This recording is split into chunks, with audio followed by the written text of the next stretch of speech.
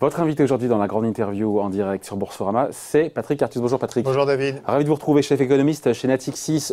Avant d'embrayer sur la Banque mondiale, avec les prévisions de croissance, les marchés et tout, juste avant de parler de l'âge pivot, priori enterré, on en parlait avec Xavier Timbaud de l'OFCE, vous en pensez quoi? Donc, on va trouver des solutions, cette conférence de financement, on va réussir à trouver des solutions là où pendant des mois on n'a pas labré sans aucune solution? Je crois qu'on sort d'un système, depuis 30 ans, où on a rééquilibré les systèmes de retraite en baissant les retraites.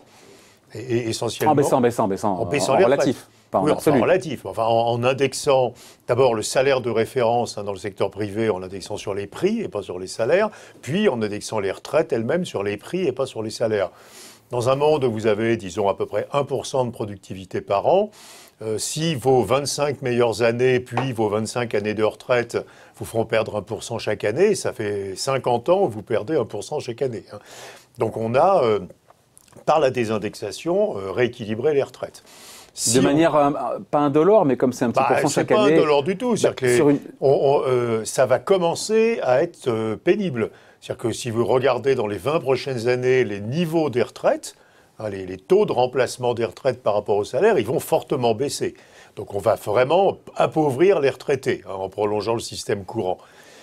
Donc un des intérêts du nouveau système, c'est d'arrêter cet appauvrissement des retraités, dont la plupart des économistes jugent que ce n'est pas une bonne idée, parce que d'une part, les retraités consomment leurs revenus, et d'autre part, si les actifs savent que les retraités sont pauvres, ils vont beaucoup épargner en précaution de leurs années de retraite. Et donc, on a envie de passer un système où l'ajustement, qui est obligatoire à cause de la démographie, on ne peut pas éviter un ajustement. Enfin, si l'ajustement, je vous coupe, se fait sur le point, ça revient au même. On ajuste les pensions à la baisse. L'idée du point, c'est que quand vous ajustez à la baisse le point pour tenir compte du vieillissement, les personnes travaillent plus longtemps, en réaction. Donc c'est pour inciter à travailler. Et donc en fait, l'idée du point, c'est de basculer d'un système où l'ajustement se fait par les niveaux de retraite à un système où l'ajustement se fait par l'âge du départ à la retraite. Puisqu'on pense que les individus suffisamment rationnels vont vouloir avoir un objectif de retraite. Oui, mais dans l'ancien système, Patrick, si on avait augmenté l'âge de départ légal à la retraite de 62 à 65 ans, on n'aurait pas besoin on pourrait mieux indexer les pensions aussi. Oui, bien sûr, mais on a fait le choix en France de garder un âge de départ à la retraite relativement jeune. On aurait pu garder le système actuel. Si vous mettez tout le monde qui est de l'ordre de 61 ans, et de faire l'ajustement par les retraites. Donc on aurait pu effectivement garder le système actuel et repousser l'âge de la retraite. Comme font tous les voisins européens. Oui, mais les voisins européens, ils n'ont pas 42 systèmes de retraite différents avec des générosités différentes, des âges de départ différents. Donc on gère à la fois, on en parle depuis le début, ces deux sujets qui sont de mettre un peu d'équité dans le système et en même temps de gérer le fait qu'il faut ajuster le vieillissement. Puis la troisième façon pour ajuster le vieillissement démographique, c'est de monter les impôts. Alors, sous une forme diverse, ça peut être la CSG, ça peut être les cotisations retraite des salariés. Les employeurs, visiblement, personne n'envisagera de monter les cotisations des employeurs parce qu'il y a un problème de compétitivité. Donc, un cocktail de mesures qui pourrait être trouvé lors de cette conférence. On peut faire une espèce de panachage des trois. J'ai l'impression que les syndicats réformistes sont plutôt dans l'idée qu'il ne faut pas tout faire avec une seule technique et donc qu'il faut un peu monter les cotisations sociales, un peu allonger l'âge de la retraite. Salariale, oui. Un peu monter l'âge de la retraite et un peu peut-être ne pas complètement indexer les retraites sur les salaires. Voilà. Mais augmenter les cotisations sociales salariales, ça veut dire moins de pouvoir d'achat. Ça vient quand même contrecarrer la politique du gouvernement. C'est toujours la même chose. Et on en a déjà parlé dans ce même studio. Si on fait rien, et si on garde exactement les paramètres de 2019-2020 pour le système... Tenez-vous bien parce que c'est atroce. Mais il faudrait passer le poids des retraites de 14 à 18,5 dans les 20 prochaines années.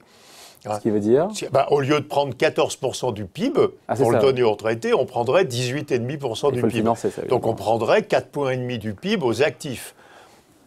Voilà, ça c'est le scénario extrême où on fait tout par les impôts et où on maintient la générosité du système. Donc selon vous, d'ici 3 mois, les partenaires sociaux trouveront ce cocktail de mesures. Oui, moi je pense qu'on va finir avec quelque chose qui sera à nouveau un panachage. Donc il n'y aura peut-être pas... Alors le salaire de référence, lui, sera forcément indexé sur les salaires puisque ce sont les points. Mais peut-être que les retraites elles-mêmes ne seront pas totalement indexées sur les salaires. Quelque part, ce qui est déjà dans la phase transitoire prévue, ils sont quelque part entre les prix et les salaires, qu'il y aura un peu plus d'impôts et qu'il y aura un âge de départ à la retraite plus élevé. Comment ça se matérialisera comment? Avec le durée de cotisation, en augmentant la durée de cotisation d'ici à 2000... C'est compliqué, parce que dans le système à points, le débat est rendu très bizarre, parce que dans le système à points, il y a plus de... normalement, on part quand on veut. Si on veut partir jeune, on part jeune avec une retraite basse. Dans la plupart des pays qui ont des systèmes à points, il n'y a pas d'âge pivot, il y a un âge minimum. On dit aux gens, pour maintenir l'équilibre du système et pour éviter que votre retraite soit trop faible, vous n'avez pas le droit de partir avant cet âge. C'est pas un système, c'est pas un âge pivot. Qui est de quel âge en général? Alors en Suède, c'est 61 qui va devenir 62. Donc on n'a pas le droit de partir avant 62 ans bientôt. À la fois parce qu'évidemment ça préserve l'équilibre du système, et à la fois parce que ça évite qu'il y ait des gens imprévoyants qui se retrouvent avec des toutes petites retraites. Alors autre sujet, on a vu la Banque mondiale en fin de semaine dernière qui nous a dit petite embellie sur la croissance mondiale, sur l'activité. Vous me direz, c'est l'épaisseur du trait, 2,5% de croissance cette année mondiale contre 2,4% l'an dernier. C'est confirmé maintenant, il y a un timide redressement. Le pire a été évité, ou on dit juste qu'il y a une forme de stabilisation finalement de l'activité mondiale? Le truc très bizarre de la Banque mondiale, c'est qu'ils ont un petit peu plus de croissance mondiale qui vient des émergents. Exactement. Avec une croissance OCDE qui, elle, ralentit un peu. Exactement. Moi, j'ai l'impression que c'est l'inverse qui se produit. C'est-à-dire qu'il y a comme beaucoup d'émergents qui ne vont pas bien. Le Brésil, l'Argentine, l'Inde, l'Afrique du Sud, la Turquie, la Chine. Et puis, j'ai l'impression que les émergents vont un peu mieux. Que les OCDE vont un peu mieux. Ouais. Que la grande récession industrielle de 2019 est en train de se corriger. Alors, ce n'est pas un boom industriel, mais on n'est plus en récession. Que regardez les ventes de voitures, regardez la chimie, enfin, on voit qu'il y a quand même une amélioration. Et puis, il y a quelque chose qui est extrêmement fondamental et que j'entends pas beaucoup discuter, c'est cette question du taux de participation. Pour moi, c'est absolument central, y compris quand on parle des marchés financiers. Le taux de participation, c'est la proportion de la population en âge de travailler qui se présente sur le marché du travail. On parle de quelle zone là? On parle de l'OCDE. OCDE, ouais. Comme on est au plein emploi, si on veut créer des emplois à un rythme assez soutenu, il faut que ceux qui en sont exclus reviennent sur le marché du travail. Ou que des nouveaux arrivent. Alors aux États-Unis, c'est plutôt un phénomène où ceux qui étaient sortis du marché du travail reviennent. En Europe, c'est bien, c'est positif ça. Bien sûr. Et en Europe, c'est plutôt un phénomène où, puisque le taux de participation n'arrête pas d'augmenter, il y a de nouvelles personnes qui viennent sur le marché du travail. Et ça, c'est incroyablement vertueux. Parce que ça nous permet de continuer à créer plus d'emplois que ce que permet normalement la démographie, quand on est au plein emploi, et ça empêche l'inflation. C'est pour ça qu'il n'y a pas d'inflation, parce que quand les entreprises créent des emplois, il arrive de nouvelles personnes sur le marché du travail, et ça évite que le plein emploi fasse monter les salaires plus vite. Et c'est pour ça qu'on n'a pas d'inflation et que les taux d'intérêt restent bas.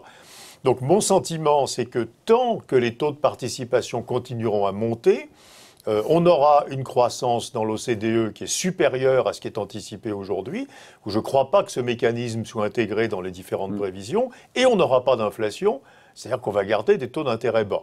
Et donc, le grand choc négatif, il se produira au moment où on ne pourra plus faire monter le taux de participation. Mais on n'y est pas. Alors honnêtement, faut être modeste, on n'en sait pas grand-chose. Alors aux États-Unis, on est toujours nettement en dessous du niveau de 2000. Et vous savez qu'on avait un taux de 60 et quelques pourcents. On est à 62%. Ce qui veut dire 62%, mais 62%, alors je le calcule comme il faut, c'est-à-dire 62% des 20-64 ans sont soit chômeurs, soit ont un emploi. Ouais. Donc sont sur le marché du travail. On était à 64% en 2000, on était descendu à 58%, et puis on est remonté à 62%. Mais en Europe, on est beaucoup plus haut. Et en Europe, on a continuellement monté, en fait. Et regardez en France, le taux de participation augmente beaucoup. Donc la Banque mondiale se trompe peut-être sur la résilience, encore une fois. Je pense que la Banque mondiale se trompe sur la capacité de l'OCDE à tirer sa demande par la consommation qui vient de l'emploi. Et de l'inflation faible. Et que donc, je pense que l'OCDE est plus dynamique que ce que dit la Banque mondiale. Et j'ai peur qu'un pays comme l'Inde, par exemple, est dans un énorme ralentissement économique. Si vous regardez les tendances de la production industrielle, on voit vraiment que le ralentissement continue. Pour les raisons qu'on connaît, il y a tout un groupe d'émergents, on en a déjà souvent parlé, qui ont un énorme problème de financement de leur déficit extérieur. Et que quand le déficit extérieur est difficile à financer, la seule solution, c'est de contracter l'économie pour arrêter d'avoir besoin de s'endetter. Et là-dedans, on a l'Inde, on a le Brésil qui... C'est déjà fait en Turquie. On voit que la Turquie a fait cet ajustement. L'Inde est en train de faire cet ajustement. Et c'est gros, l'Inde. Ouais, puisqu'on parlait de l'Inde, j'ai vu ce chiffre sortir ce matin sur la Chine. Sur les ventes de voitures neuves, les constructeurs chinois, l'association des constructeurs chinois disent, en gros, après avoir baissé de 8%, les ventes de voitures neuves en Chine devraient baisser, diminuer de seulement 2% cette année. C'est le début d'un retournement, c'est de bon augure ou pas? Si vous voulez, on voit ça un peu partout. Ça sera une troisième année de baisse du marché chinois. Oui, mais on voit que l'automobile, qui avait un rôle tout à fait central dans la récession industrielle de 2019, est en train de se stabiliser. C'est-à-dire qu'on a des taux de croissance faut faire attention, c'est compliqué parce qu'il y a des pays où il y a des aides fiscales. Mais globalement, l'industrie automobile mondiale, qui était en croissance très négative en 2019, va en croissance autour de zéro, je pense, en 2020. Quand vous regardez la contribution à la croissance, c'est mieux, quoi. Je veux dire, zéro, c'est mieux que moins beaucoup. Et donc, c'est vrai en Chine aussi. C'est une stabilisation à un niveau plus bas. Alors, pourquoi est-ce qu'on a ce choc industriel sur l'automobile? Pas seulement, il y a aussi sur les biens d'équipement industriel, sur la chimie de base, etc. C'est normes climatiques, saturation des besoins, et dans beaucoup de pays, fin des programmes d'aide fiscale, qui parfois dopent les ventes. Notamment en Chine, oui. Qui dopent les ventes. Et on voit en France, par exemple, les bonus qui deviennent moins généreux pour acheter des voitures neuves, etc. Donc voilà. Mais l'industrie, globalement, vous voyez, au lieu d'être en croissance très, très, très, très négative, revient mondialement sur une croissance un petit peu positive. Et ça fait partie de ce qui porte un peu la croissance. Mais le gros mécanisme de soutien de la croissance de l'OCDE, c'est un mécanisme vertueux, c'est un choc d'offres en fait. Il y a plus de gens que ce qu'on croyait qui viennent à l'emploi. Et ça, c'est un choc très vertueux qui, normalement, est très bon pour les marchés financiers. Les marchés financiers réagissent normalement très positivement au choc d'offres. Alors justement, on a commencé 2020 sur les marchés avec cette frayeur la semaine dernière, avec ces tensions entre les États-Unis et l'Iran. Il ne faut pas sous-estimer, encore une fois, ce risque géopolitique. On pensait que c'en était fini sur 2020, en tout cas de manière atténuée. Il faudra continuer à vivre avec. Il y a deux risques auxquels les économistes ne peuvent pas grand-chose, en termes de prévision. En tout cas, c'est le risque géopolitique et c'est le risque commercial. Le consensus des économistes, c'est que les choses se calment. C'est-à-dire que personne n'a intérêt à déclencher une guerre au Moyen-Orient et que Donald Trump prend des positions beaucoup plus prudentes et plus coopératives, si on peut dire ça, sur le commerce. En gros, il veut montrer des résultats. Et la plupart de nos prévisions sont basées sur l'idée qu'il n'y a pas de conflit, qu'il n'y a pas d'explosion du prix du pétrole lié à un conflit, et qu'il n'y a pas de nouvelles mesures. Qui est vite redescendu dans la semaine. Oui, on est monté à $70 le baril sur le Brent, on est à 65 aujourd'hui. Oui, mais parce qu'il y a trop de production, donc ça aide aussi. Enfin, s'il y avait un violent conflit au Moyen-Orient, ou s'il y avait de nouvelles mesures protectionnistes, effectivement, voilà. Donc évidemment, ça, on n'y peut rien, mais je pense que globalement, les marchés financiers en 2020 continuent à être dans une configuration qui est extrêmement favorable. Les banques centrales vont rien faire. Probablement, elles ne vont pas bouger, ni la BCE, ni la Réserve fédérale. Si elles annoncent des choses pour l'avenir, ça va être d'une prudence de loup. J'ai peut-être vu la très récente interview de Christine Lagarde. On sait que c'est une chouette comme oiseau, mais pour la sagesse de la chouette, c'est une chouette peu vorace, donc elle ne nous annonce pas de choses terribles, elle est extrêmement prudente, donc on voit bien, s'il y a une sortie de la politique de taux zéro, ça va être très lent, très progressif, et ça ne fera rien aux économies. Et aux États-Unis, on voit bien que la Réserve fédérale, elle est pour l'instant dans l'idée que le mieux, c'est de ne pas bouger.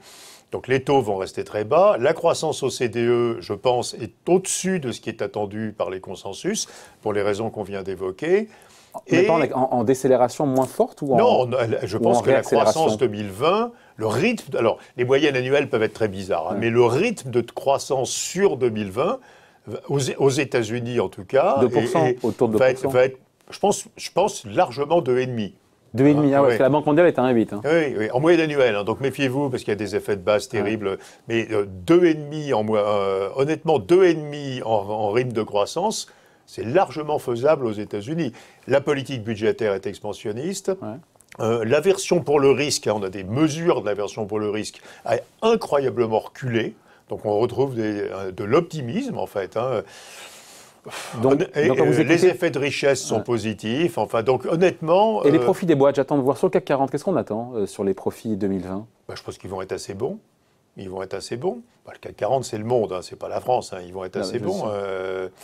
Alors, c'est pas non plus les consensus sont pas non plus exubérants. C'est 5-6% de hausse pour les indices, mais sur les grands indices. Mais... Et quand on fait 5-6% de hausse sur le profit, il n'y a pas de raison qu'on fasse 15 ou 20 de Oui, mais c'est pas ça indices, qui fait bouger le marché. Ce qui fait bouger le marché, c'est la valorisation et les flux. À la fois en Europe, la valorisation des actions n'est pas encore celle qui correspond au taux d'intérêt. On continue à valoriser le marché européen. Et ce n'est pas que les actions, c'est les acquisitions, les infrastructures, etc. Comme si les taux d'intérêt étaient plus élevés ou comme s'ils allaient remonter assez vite. Et puis c'est les flux. Et vous commencez à voir à peu près partout le retournement des flux, des obligations vers les autres actifs. Les assureurs, par exemple, collectent énormément d'unités de compte. Donc les épargnants commencent à se retourner vers les autres classes d'actifs. Donc je pense que c'est pas... Donc on aura un bon cru boursier 2020. Je pense que oui, alors c'est peut-être pas aussi exubérant que la seconde moitié de 2019, qui était tout à fait formidable, mais il n'y a pas de raison que ça se passe mal, honnêtement. À nouveau, les taux bas, de la liquidité, une aversion pour le risque faible... Donc il n'y a pas de raison qu'on ait une mauvaise année boursière. Des flux qui vont davantage vers les actifs avec plus de risques et une croissance qui, à mon avis, est pour l'instant sous-estimée aussi bien en Europe qu'aux États-Unis. Tiens, quels sont les risques, vous dites ce qui est sous-estimé, quels sont les risques aujourd'hui qui sont sous-estimés par les marchés ? Le ralentissement chinois. Alors on surveille très bien ce qui se passe sur la croissance, le fait que c'est les services qui croissent et puis l'industrie. Ce qui est moins bien surveillé, c'est qu'on a un énorme problème de solvabilité des entreprises chinoises. Il y a une contraction considérable des marges bénéficiaires. Juste un chiffre, les coûts salariaux unitaires augmentent de 7% par an et les prix de vente des entreprises de 2%. Donc vous voyez l'ampleur de l'écrasement des marges. Quand vous regardez toutes les données qu'on a d'incidents de paiement sur les crédits, etc., elles explosent. Donc on a un énorme problème de perte de solvabilité des entreprises. Qui est lié au fort ralentissement, encore une fois, qui est lié à la démographie. Donc vieillissement de la démographique qui fait que les salaires montent très vite. Les salaires augmentent de 12% par an, parce qu'il y a de moins en moins... La population active diminue en Chine, donc c'est difficile d'embaucher. Qui est lié aux surcapacités dans beaucoup d'industries, qui fait que les entreprises ne peuvent pas monter leurs prix. Et donc la Chine, c'est un vrai sujet d'inquiétude, au-delà de ce qui est maîtrisé, c'est-à-dire cette transformation du modèle de croissance de la Chine. Et puis, j'en parlais avant, je pense que les consensus sont beaucoup trop optimistes sur de grands pays émergents, et en particulier sur l'Inde, qui a un problème extraordinaire d'insuffisance d'épargne et de difficultés de financement. Et on voit que l'économie indienne est vraiment en recul très très violent, donc ce qui n'est pas du tout pour l'instant valorisé. Et puisqu'on parle de valorisation, sur les survalorisations, quels sont les segments ? Il y a des segments de marché, évidemment, des actifs qui sont, on peut dire, qui se situent dans des phases de survalorisation et de bulle. Si vous voulez, si on revient aux classifications habituelles, aujourd'hui, on est plus value que grosse, parce que quoi qu'on raconte sur la croissance, elle va être, c'est une croissance de plein emploi. Donc on est en train de parler de 1% en Europe et de 2,5% aux États-Unis. Par contre, il y a beaucoup de secteurs d'activité ou d'entreprises qui ont des valorisations qui sont encore anormalement faibles. Pourtant, pardon, je vous coupe, mais ce qui a mieux performé en 2019, le luxe, Airbus, Dassault Systèmes ou autres, continue à surperformer cette année. Donc ça reste. Oui, mais ça, c'est des valeurs. Oui, c'est vrai. Alors, je vais être plus précis. Il y a, si vous prenez l'Europe, d'abord, il y a 3 secteurs tout à fait particuliers qui restent des secteurs de très grosse croissance, qui sont aéronautique, pharma et luxe. Aéronautique, pharma et luxe. Mais les champions, encore une fois, de la performance en 2020 continuent, bien qu'ils soient chers. Le chiffre d'affaires du luxe, c'est 17% mondialement. Donc, et ça n'a aucun rapport avec le PIB. Ces industries ne sont pas des industries liées au PIB. C'est quoi, Patrick, 17% ? C'est le chiffre de la croissance annuelle du chiffre d'affaires du luxe. Donc indépendamment du PIB. Mais ça n'a aucun rapport avec le PIB. C'est des biens tout à fait particuliers. Les avions, l'explosion du transport aérien en Asie, par exemple. Donc c'est vrai qu'il y a des secteurs qui ont une dynamique tout à fait autonome, qui ne dépend pas du cycle économique, je dirais, très peu. Mais quand vous prenez l'ensemble, je pense qu'on est plus dans des marchés de valorisation. C'est-à-dire que l'idée, c'est que, à nouveau, il y a encore des segments du marché qui sont peu valorisés. L'automobile, les équipementiers, les banques. L'automobile, les financières, etc. Ouais. Et que là, les valorisations sont anormalement basses. Donc moi, je pense plutôt que 2020... à nouveau, mais comme en 2019, hein, la performance du marché, ce n'est pas les bénéfices qui l'attire, c'est la valorisation et, je l'ai dit tout à l'heure, les flux. Le fait qu'il va y avoir des acheteurs. Il y a des gens qui vont vouloir acheter des actions et il n'y a pas beaucoup d'offres. Hein. Bon, il nous reste 30 secondes juste, Patrick, sur l'or. Je ne sais pas ce que vous en pensez. On a fait toucher les, on a touché les 1600 $ l'once, on est redescendu à 1550. Non, mais je pense que... Pourquoi vous détestez l'or? Non, bah parce que j'aime pas les trucs... Ça prend 25% depuis non, je n'aime pas, 6 mois. Bah, oui, mais d'abord, l'or, si vous voulez, aujourd'hui quand même, on est dans un monde où... Il y a des facteurs structurants quand même, on a les banques centrales qui continuent d'en acheter, il y a comme des... Oui, mais ce truc est aberrant, parce que les grands investisseurs institutionnels, soit des fonds de pension, des assurances, ils ont besoin de coupons, ils ont besoin de revenus. Ouais, ça reste si l'or verse un coupon. Donc on ne va pas acheter un truc qui ne verse pas de revenus. On peut acheter des portefeuilles d'actions en Europe qui rapporte un taux de dividende de 4, 4,5 très facilement. Le taux de dividende sur le CAC, si vous prenez toutes les entreprises, il est de 3, oui. Mais si vous enlevez quelques entreprises qui ne versent pas beaucoup de dividendes ou un peu en difficulté, vous arrivez à des taux de dividendes de... Pourquoi aller acheter de l'or qui paye 0 quand, en prenant de grandes entreprises, parce que ça fait 25% sur 6 mois. Solides, parce que sur 6 mois, l'or a pris 25%. Oui, mais d'accord, mais enfin, c'est pas ça. Enfin, je veux dire, les actions aussi ont pris 25% sur 6 mois. Donc, non, je pense qu'honnêtement, l'or est totalement dominé par les actions comme actif d'investissement. Totalement dominé. Donc, c'est une espèce de fantasme, mais ça n'a aucun sens. Enfin, je veux dire, il faut acheter des actions d'entreprises solides et pas très endettées et versant des dividendes élevés, si vous voulez, une base de portefeuille, pas acheter de l'or. Même en minoritaire, en 5% de portefeuille, un fonds de portefeuille avec de l'or, non? Mais ça n'a pas d'intérêt comme actif, et puis ça rebaissera. C'est décorrélé. Ça rebaissera. C'est le même syndrome que le Bitcoin. C'est des trucs dont l'offre est totalement inélastique. Donc quand il y a un peu de demande, les prix explosent parce que l'offre ne suit pas. Mais quand la demande se retourne, les prix rechutent. Donc les prix rebaisseront autant qu'ils ont monté. Enfin, ça n'a pas d'intérêt. Bon, il n'aime pas l'or, Patrick Artus. Non, je vais acheter des grandes entreprises qui versent des dividendes substantiels, qui ont des leverages assez faibles. Et même si les cours boursiers sont complètement plats, vous achetez quelque chose qui a une vraie valeur. Quoi. Et qui verse des dividendes. Et qui verse des dividendes. À nouveau, on a un taux de dividende qui est incroyablement élevé en Europe. Allez, merci d'avoir été avec nous. Patrick Artus, donc chef économiste chez Natixis. Merci Patrick. Merci David.